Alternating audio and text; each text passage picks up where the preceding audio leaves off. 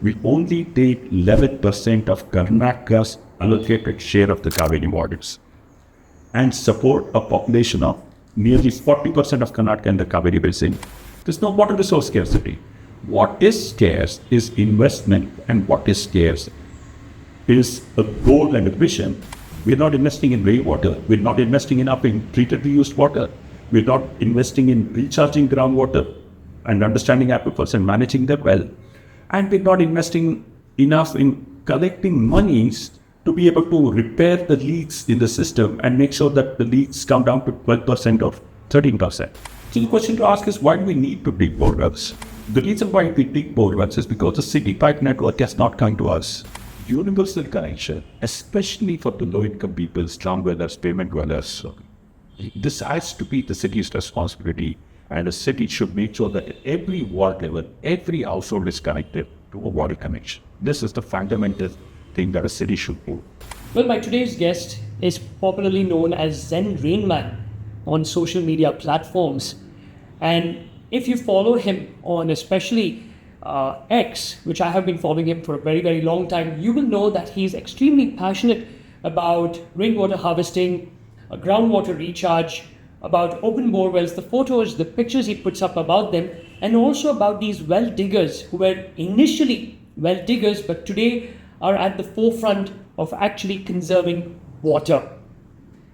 S. Vishwanath, thank you for being here today, and I hope we can discuss or touch upon all these topics and much more. My pleasure to be here. I want to start with this. Zen Rainman. I've always been fascinated how you got this name. Well, it's the question of getting an email ID. There are many Vishwanaths in the world, and especially in this part of India. So all the Vishwanaths, 1, 2, 3, 4, all the way to 10,000 were taken. I had to figure a handle for my mail account. And so therefore, I put together the philosophy that I believe in Zen.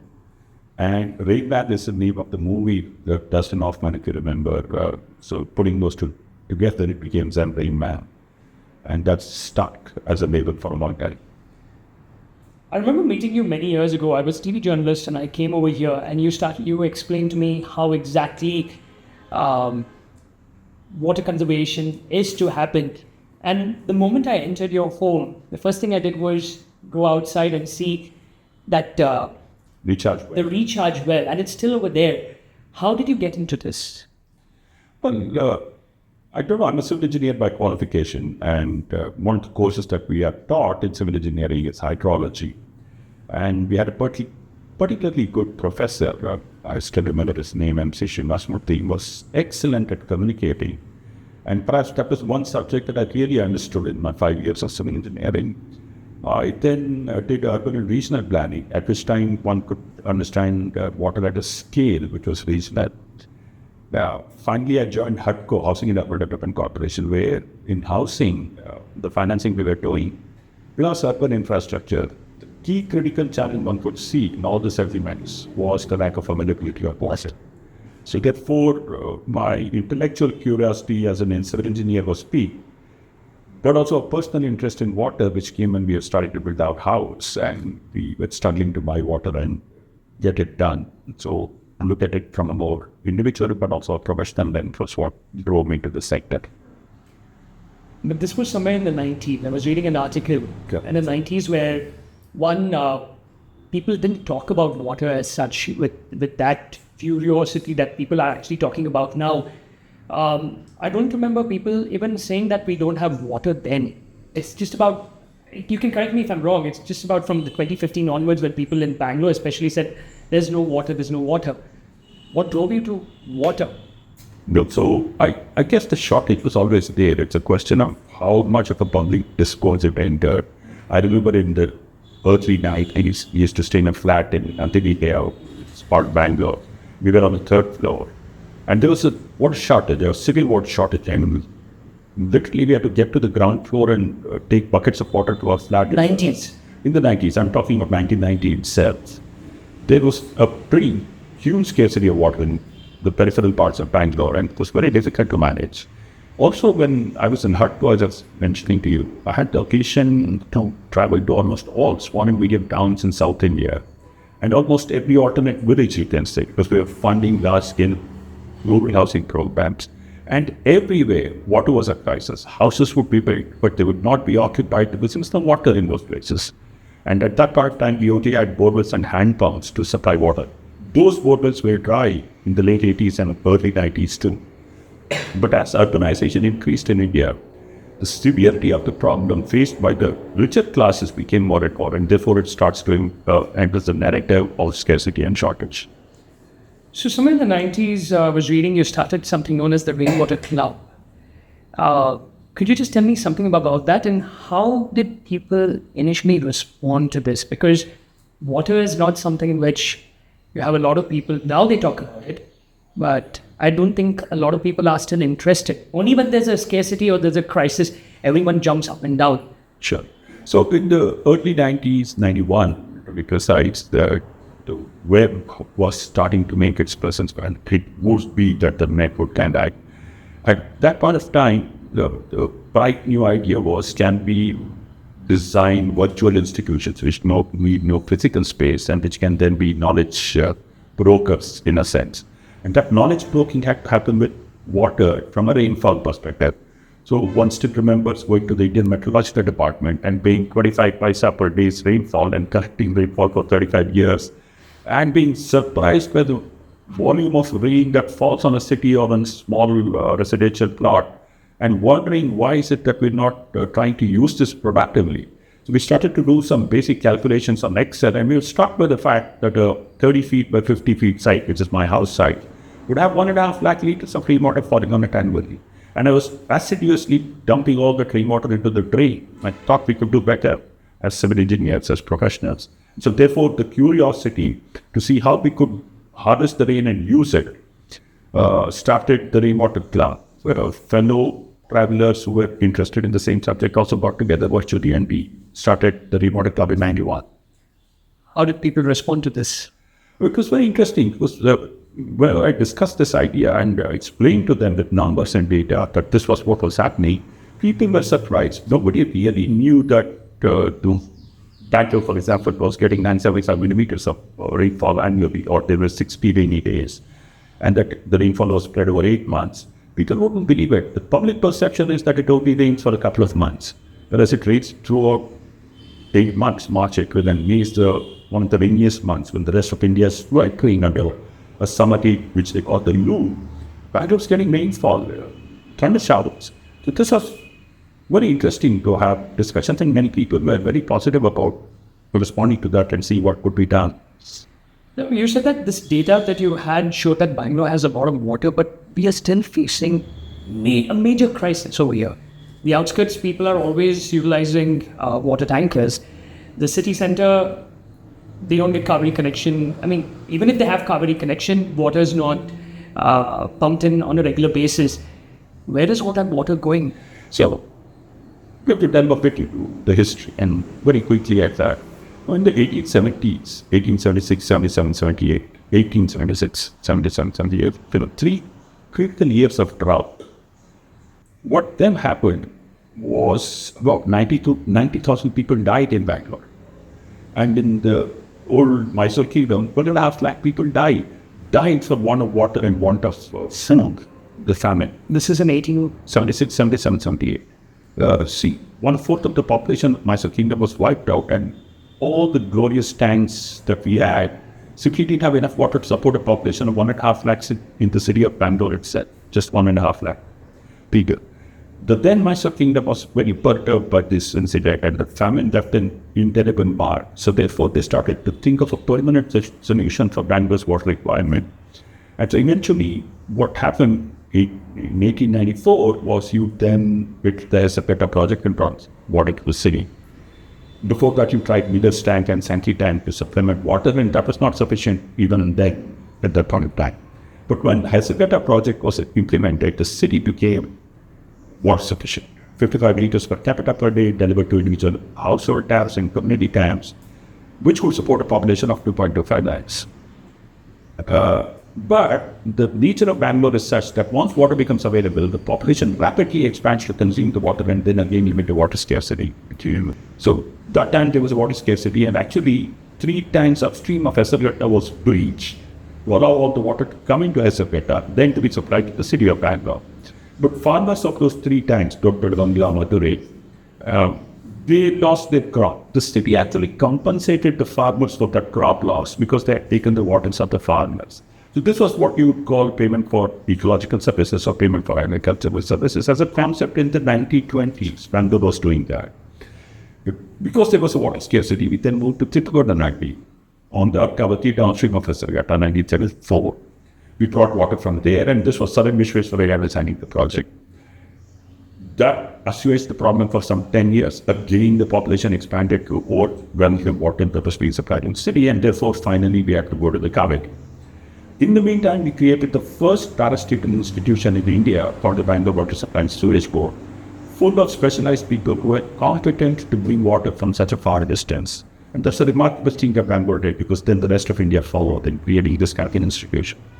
Not only that, Bangalore was actually putting a meter on every connection and volumetrically measuring it and charging volumetrically. Even now, there are only a handful of cities in India which actually have meters which are connected to every connection and which actually charges you based on volumetric consumption. Bangalore did that, right? But while Bangalore was doing this, 1972, Kaveri Phase 1, water comes to the city, it's sufficient for the population, quickly it's gone. Phase 2, Phase 3, Phase 4, and we are now in Phase 5, and we are planning Phase 6 for like 30. That's the volume of water. But even with all the water that we take from the Kaveri, we only take 11% of Karnataka's allocated share of the Kaveri waters and support a population of nearly 40% of Karnataka in the Kaveri basin and support a GDP of 60% of the state, which is Bangalore city, with just 11% of the Kaveri waters. So there's no resource scarcity. In the Kaveri basin, we are entitled to some waters. Bangalore takes 11% of Karnataka's allocation. There's no water resource scarcity. What is scarce is investment, and what is scarce is a goal and a vision whereby we manage water more holistically. The 6 steps approach that I talked to you about. And before we go to the 6 steps approach, I'm still confused over here because you say that there is enough water per se. Yes.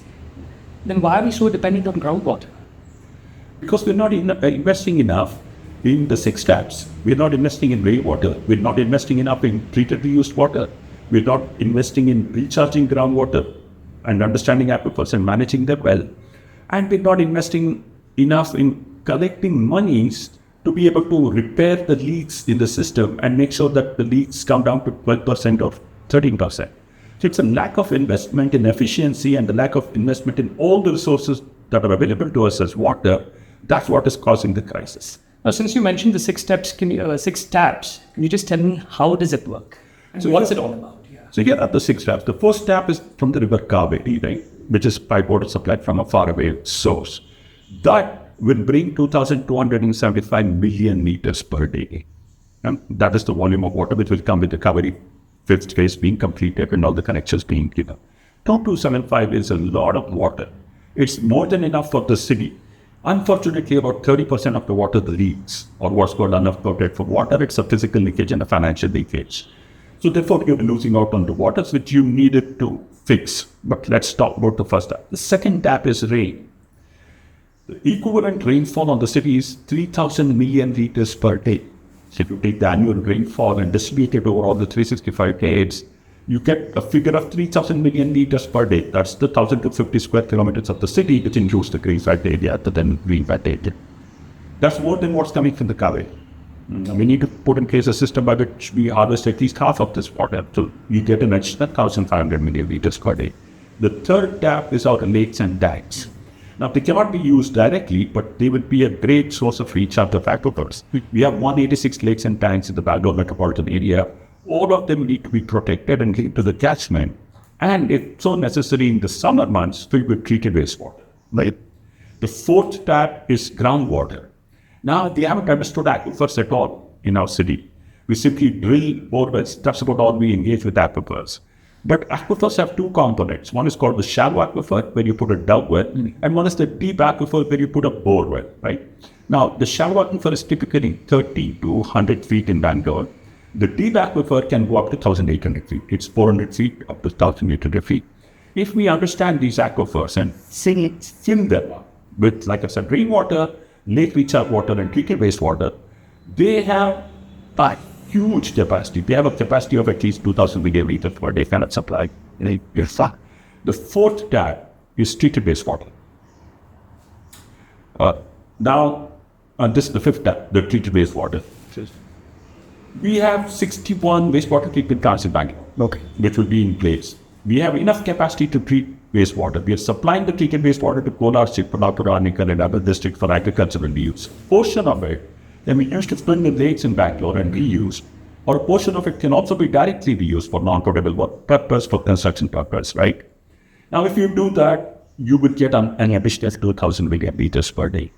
And the sixth tap is demand management. That is, you need to reduce leaks, you need to price water, you need to make sure that the demand for water is about 100 liters per capita per day to 1.5 liters per capita per day. If you're able to do that demand management, there's enough resource in the city to support 30 million people. You know, the interesting part over here, I think the most detrimental part is that groundwater or digging of borewells is not regulated. So if I have the money, I can dig the borewell. So the question to ask is, why do we need to dig borewells? The reason why we dig borewells is because the city pipe network has not come to us. If the city pipe network comes to us and it gives us water on a daily basis, if not 24/7, at least on a daily basis, why would I need to dig a borewell at all?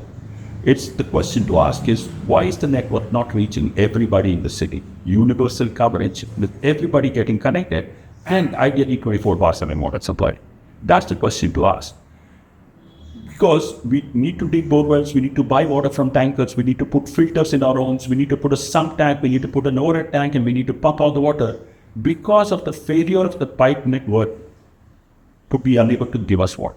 So this is basically a policy issue. It is an investment issue in pipe networks.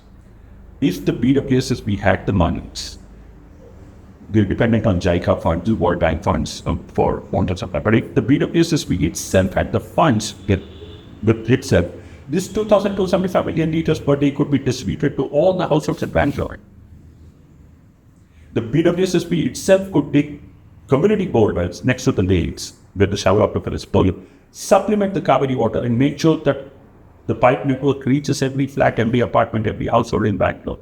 Then you won't need borewells. Somehow I feel that the borewell drilling technology has sort of been a pain for the city like Bangalore than anything else. Because left, right, and center, I understand what you said.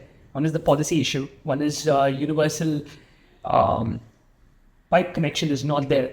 But with people being allowed to go about drilling left, right, and center wherever they want has actually created more havoc than anything else.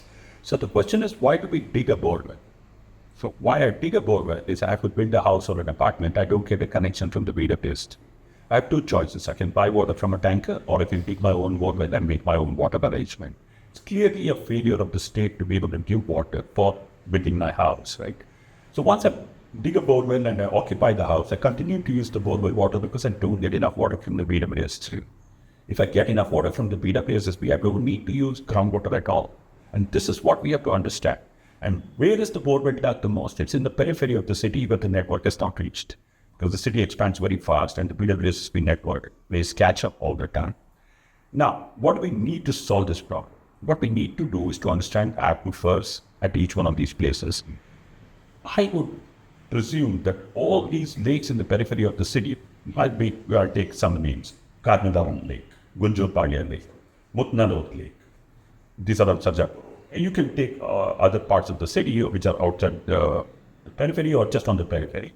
These lakes are crucial for aquifer recharge. Bengaluru and Wastewater themselves, these two large lakes of Bangalore, which are being desilted, which are being drained and desilted for 5 years or 6 years, are one of the major recharges of aquifer water. If they were filled with rainwater, and if necessary, if they were filled with treated wastewater, the aquifer in that area would still continue to hold water in the borewells would have water. Because they are drained out, there's no water in the borewells there, right? So therefore we have to go deeper. Each one of the peripheral lakes needs to be protected, conserved, filled with rainwater and filled with treated wastewater. Then you can drill as many borewells as you want. You'll have enough water. Is this one of the reasons why you started the Million Well project, the campaign? One of the reasons for the Million Well project was to A, involved the traditional well-digging community called the money workers as part of the livelihood plan, rainwater harvesting, and B was to engage with the shallow aquifer.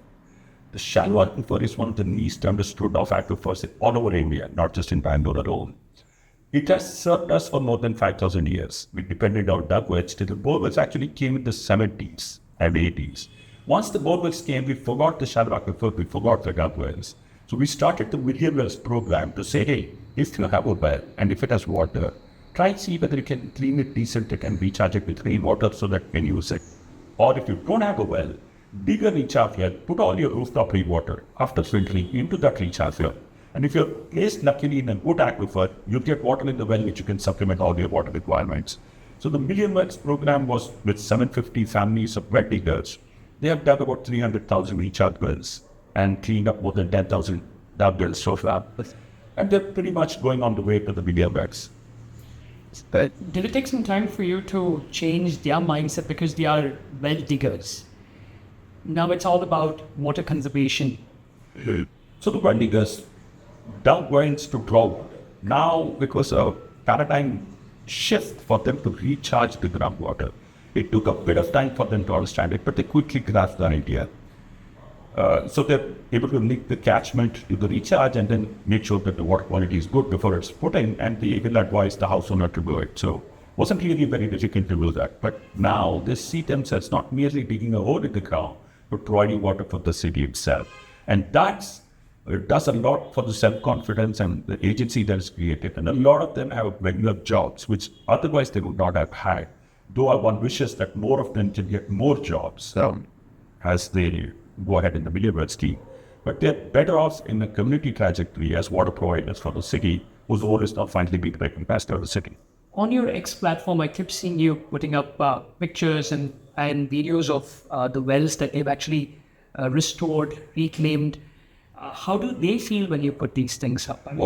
They really are completely connected to water. So whenever they strike water when they're digging a well, that's a joy. They'll share a photograph or a video with me and saying this is what has happened. If there's a large well which has been desilted and disinfected, they jump and swim in the waters. So they love the water so much. In the well? In the well. That's a tradition. So if you strike water in the large well, you jump in, you have a swim, and then you disinfect it with that and bleaching powder.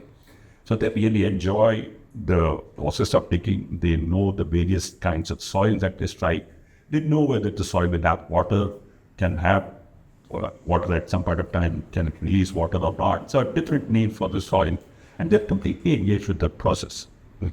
You know, I've noticed you using social media to a large extent. I remember last time, I think, when Bengaluru had these heavy rains and it flooded in different places, you kept showing, I think over a period of 2 days or 3 days, a bottle measuring the amount of water that Bengaluru, the rains that Bengaluru received. Do you suppose that people actually sort of feel that pinch that, okay, you know, we don't have a rainwater system over here, harvesting system. We are losing all this water. Does it play a role? At least a certain percentage of the people are environmentally inclined, and they absolutely catch on and they love it. So now we have an informal community which shares data on rainfall. So they have rain gauges with them.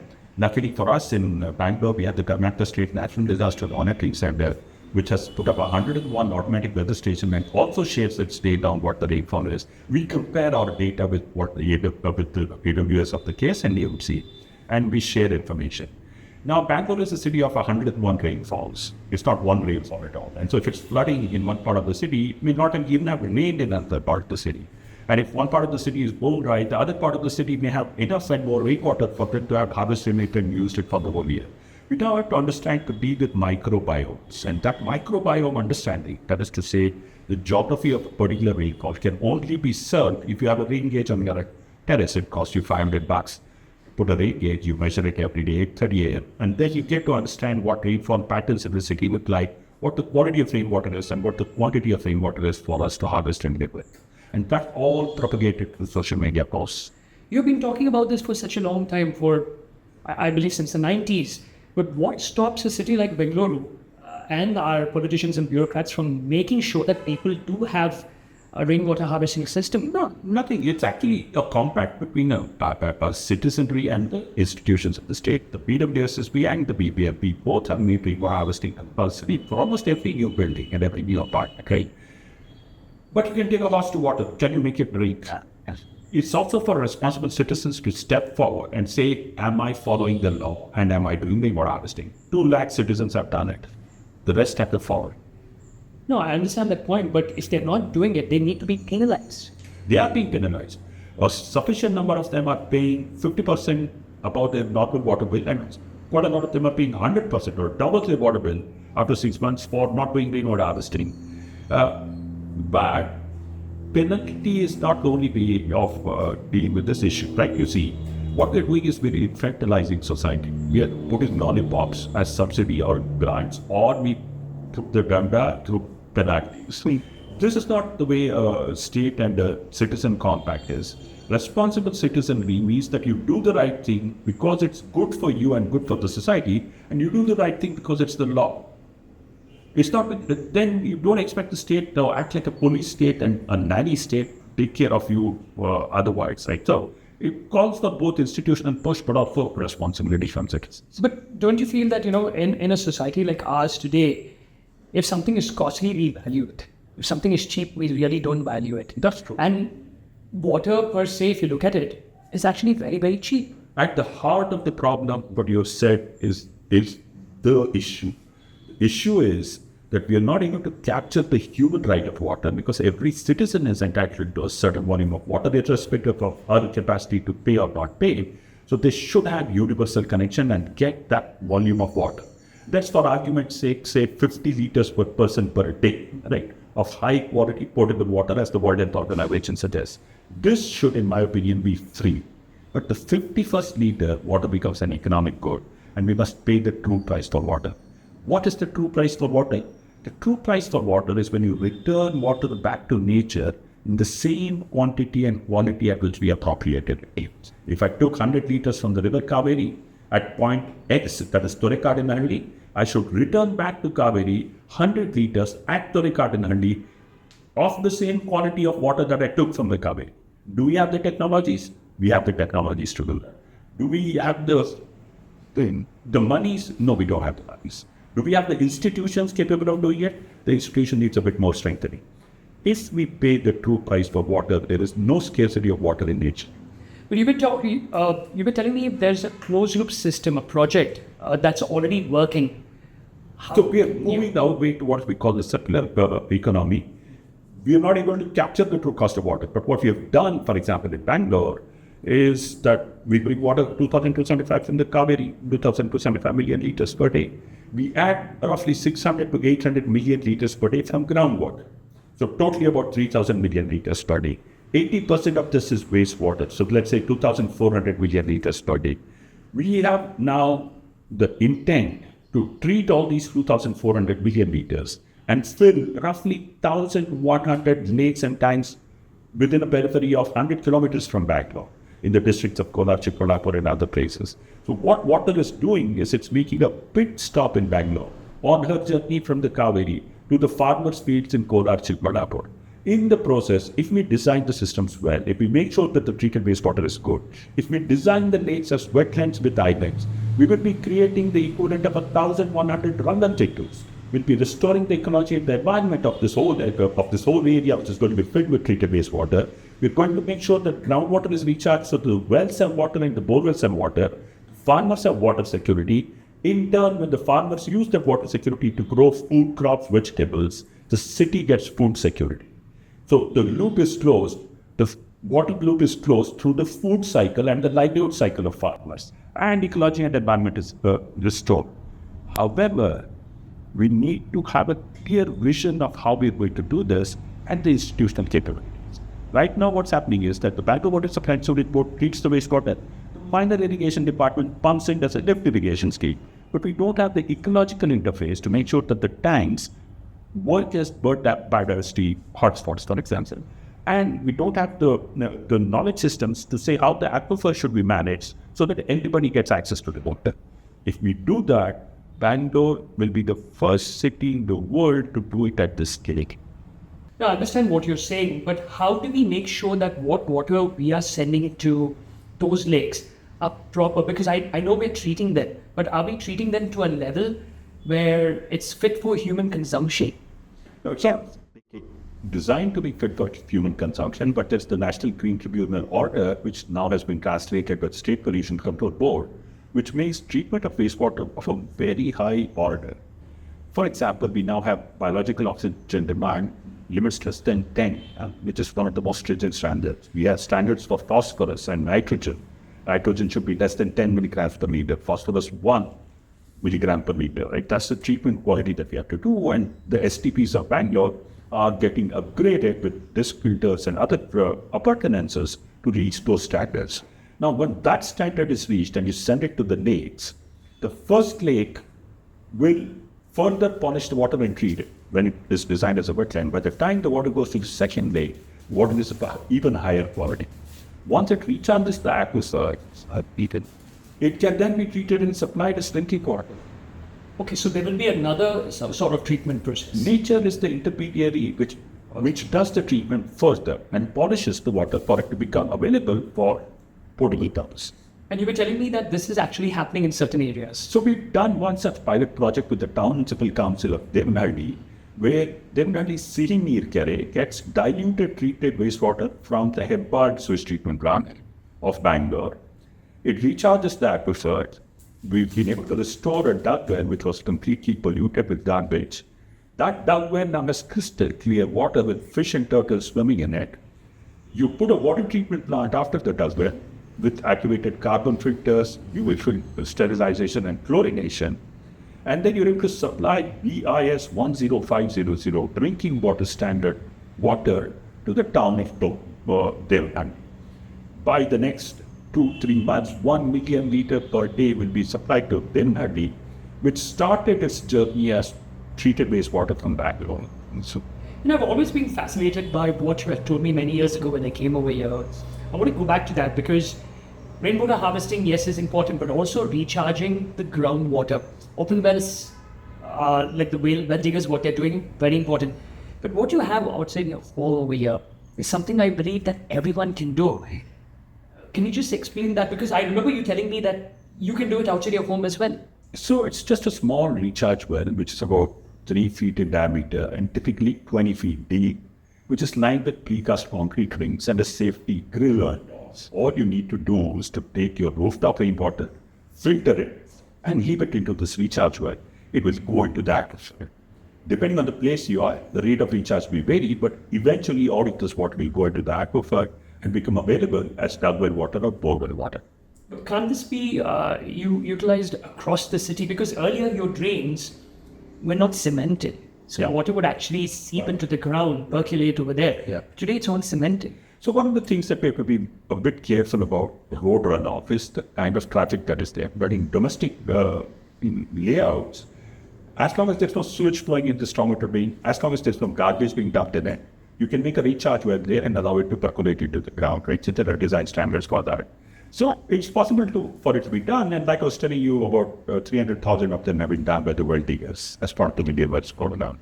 As a citizen, what can, say, Nolan do to be part of the solution?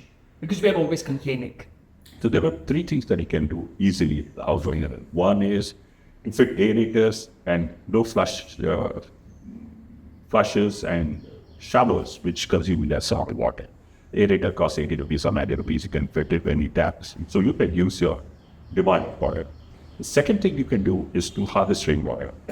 It's the law. You can collect rainwater in a rain barrel. You can collect rainwater in a soft tank, or you can collect rainwater in a recharge well and recharge like this. The third thing you can do, which is a bit of a careful thing that one needs to think of, is to use eco-friendly soaps and detergents, which do not have phosphate, which do not have sulfates and surfactants, which means that the water that you send from your house as grey water, water from the washing machine or the bath that you have, you can either reuse it in your household itself, or even if you send it to the sewage treatment plant, it's much easier to connect. So be a responsible citizen when you're using soap, detergents, and any chemicals or antibiotics. Don't dump it in the trash. You do these 3 things, you're doing good for yourself and good for the city. I remembered something just now when you were talking about groundwater. Do we have sufficient groundwater equally in all parts of the city, or is it like the center has more, the periphery has less, or the periphery has more, the center has less? So in most cities in India, and it's true in Bangalore also, the city center, the groundwater table actually rises. Two reasons. One, people don't use groundwater because they have pipe water network. Second, the pipe water network leaks, so therefore it recharges the groundwater. In the periphery of the city, where the dependence is completely on groundwater, the groundwater tables tend to deplete and fall. We have actually spoken about all these issues. Is there any issue that you're looking at telling the people, wanting them to know? So one of the things that the city has to focus on is what's called equity, justice, and access. Universal connection, especially for the low-income people, slum dwellers, pavement dwellers. This has to be the city's responsibility, and the city should make sure that at every ward level, every household is connected to a water connection. This is the fundamental thing that a city should do. Second, then, the city should do is to make sure that the rich pay the true price for water. The third thing that the city should do is to collect enough revenues to be able to reduce leakages and to make sure that water networks are kept in a fit shape. The fourth most important thing that a city should do is to invest in a sewage network that does not allow any polluted water to get into our lakes or to our ground. If we are able to do these four things, there is no resource scarcity and there's universal access to everybody. What do you mean when you say that the rich have to pay the true water? So it costs, in Bangalore context, 95 rupees to get 1,000 liters of water to our house, then pick up the water and treat it and release it to the environment at a good quality. I pay 7 rupees a kiloliter as domestic charge. To that is added 25% as sanitation cess, which means that I get a subsidy of 1,650 rupees a month. I, as a rich person in a middle class home, if I pay the true cost of water, I'll reduce my consumption and also make sure that there's no wastewater that's there in the environment. If there's no wastewater in the environment, our groundwater is clean, our lakes are clean, there's enough and more groundwater for all of us to use. Right. So therefore, let's drive our society towards paying the true ecological cost of water so that we have enough of it in nature and for everybody. As Vishwanath, thank you as always. It's always a pleasure to meet you over here and listen to all these things, because rainwater harvesting is a must today. Recharging our groundwater, Mother Earth, is important. I don't see a lot of people doing that, but I hope with experts like you talking about it on a regular basis, at least a few people start utilizing and doing it. Nolan, it's fun to do it, and it's no great rocket science. Each one of us can become water literate and be part of the solution rather than be part of the problem. And if you're able to work with communities like government schools, where we help those schools and school children to understand it better and to access water better, we are better off as individuals, as persons, and we are better off as a society. Thank you. Thank you.